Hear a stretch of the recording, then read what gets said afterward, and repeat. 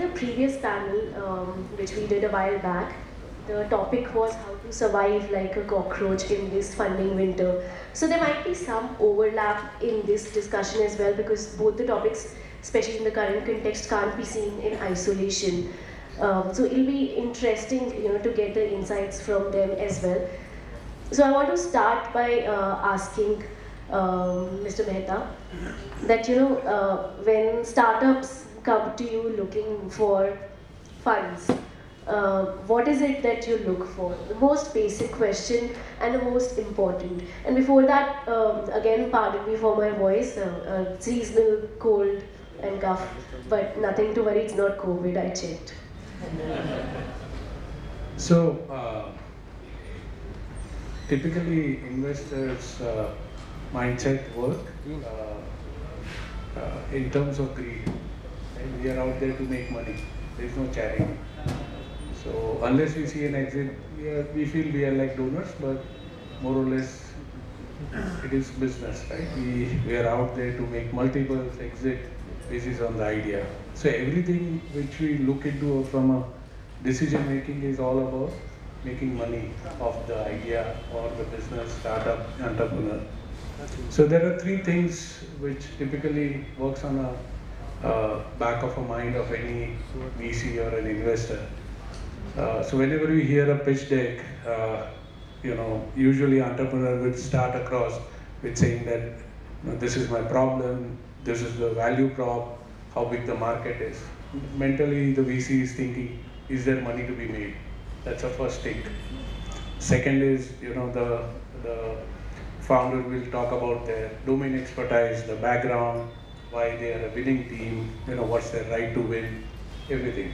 So VC is thinking, are these people who will make me money? Lastly, the entrepreneur will pitch their numbers, the business plan, the metrics, and the valuation story, saying that this is why the company is so much valued and stuff. And VC is thinking, how much money I will make. So three things. Is there money to be made? Are these people who will make me money? How much money I will make? These are simple fundas and things work. At seed stage, where we invest, typically we invest on hope. We don't have metrics. So most of it is about, whether the team has capabilities to execute, is this the right market for us to enter, and would I back these founders if this idea fails? Right? So again, is this founders whom I believe, irrespective if idea fails, would I write another check to them? So these are a couple of things, simple hygiene, nothing complex, very simple to do. Thanks for that. So we get into details of some of these as we go along.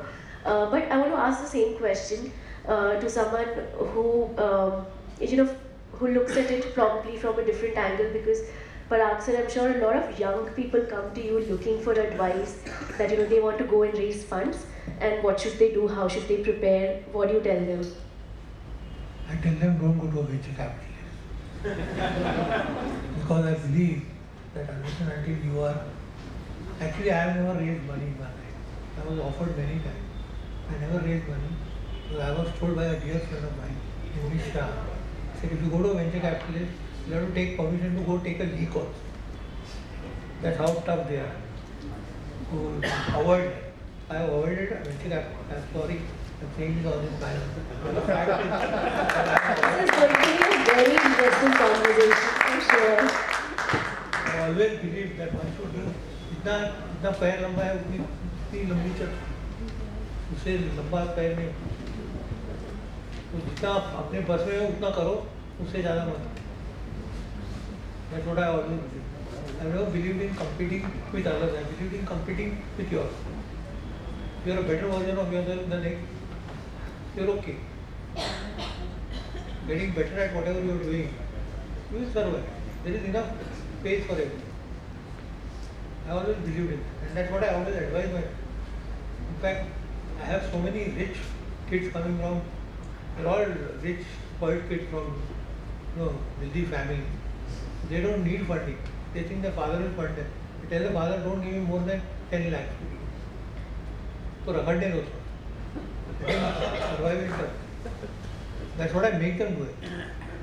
I don't believe in venture funding. Probably got the wrong panelist thing. Interesting. Actually, ये थोड़ा लड़ाई भी होगा. No, I'm right. That will also be fun, I guess. I hope that happens. Okay, but nonetheless, so obviously, not everybody is in the favor of going to VCs, especially in the current scenario when the pressure and the stress is so high. There are some alternative routes of funding also that are emerging these days. Revenue-based financing, in which you actually raise funds and then you pay back in proportion or as a percentage of what you're earning as revenues. You can correct the definition if that's wrong. And also, like for instance, invoice discounting for your working capital needs. So, can you talk about these? What are the what is the potential of this, and is it a good route? I'm sure according to you, it will be definitely be good. But what is the momentum that you're seeing for demand for this kind of financing? So essentially, Shifali, what it covers is alternative debt, alternative routes of financing other than venture capital. So the way it works is non-equity dilutive capital where a future share, whether it's unsecured, where are there are various products. So for example, GetVantage has various products in terms of the unsecured position in revenue-based financing, where a future share of the revenues is taken towards the repayment of the deal amount, and other structured products as highlighted in the uh, invoice discounting space or the term loan or a non-dilutive equity venture debt without any warrants. So now the uptick in we see in this space is that you automatically evaluate businesses based on the unit economics, on the positive metrics. Since as Sanjay exactly highlighted, the major objective is to make sure that the capital that is deployed into the company is made back. Now, since this is debt, the cost of capital is much more transparently highlighted, and the diligence that goes into the startups is much more in a more detailed fashion. So here again, we see the positive unit economics. We see how the company is making how the company will make sure that the future revenues, future cash flows are taken into account. And then there are various spaces also. We look at consumer spaces, EV spaces, healthcare spaces, and of course the other points that goes without saying: the founder pedigree, the stage at which the company is at, the growth stage, the again the solution that is solving. All these points are also taken into account. Okay, thanks. So we have actually two fintech players here with us, and this is one sector which has attracted the maximum amount of funding in last 2 years or maybe more. So I want to start with you because you have this vast experience of banking sector, and it'll be just great to hear your thoughts because I have tracked banking sector as a journalist. And I've seen, in various cycles when the funding goes dry, how bad it gets. I've observed the listed players even when the IL&FS crisis happened. Sorry, I'm digressing a bit, but then there was such a funding squeeze, witnessed for financial players. And that's what we are, seeing right now, even for the fintech startups as well, because there are some 6,000, 8,000 startups, fintech startups in India. And my last experience was with a fintech company briefly, and I've seen it closely that now many fintech players are struggling to raise funds. So your thoughts? So entrepreneurship is the art of learning to deal with no's. At every stage, you will be faced with a no, no, it can't be done, no, don't do it, no, this is not possible, no, we will not invest, no, will not give you debt, no, will not join your company, no, this is too much of an investment. Aircrafts always take off against the wind. So the best companies are always built during crisis. So I do not subscribe to this theory of funding winter. This is all nice media connotations that are thrown at us, look pretty. Everyone out here is there to make money. As long as you have an idea that is sustainable, scalable, and profitable. You will get 3 term sheets when you're looking for one. So this concept, what happens is that during the time of excess, even riffraff gets funded.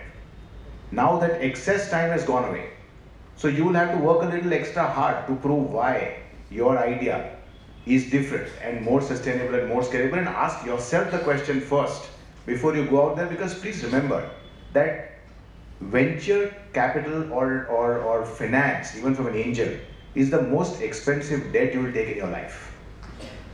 It's not equity, it is debt. It is someone else's money. You have to look at that person in the eye and justify what you did with that money. So first, taking money from someone is an act of supreme responsibility that you're putting onto yourself to deliver to someone else at least principal back, if nothing else. That is what you begin with, that don't take money until you are confident that you can deliver what you are promising out to do. So that's step number 1.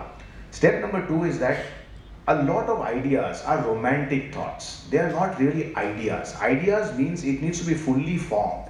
You need to flesh out. You need to cross-question. You need to go out, validate, see what you have built in the past, test it with what's happening in the market, look at what's happening worldwide, look at what other companies are doing, what is competition doing, where is the white space, what are you going to build which is so different that people will pay for? Because remember, India is one of the toughest markets to get payment out of people. If you're selling a service, if you're selling a product, it's not easy.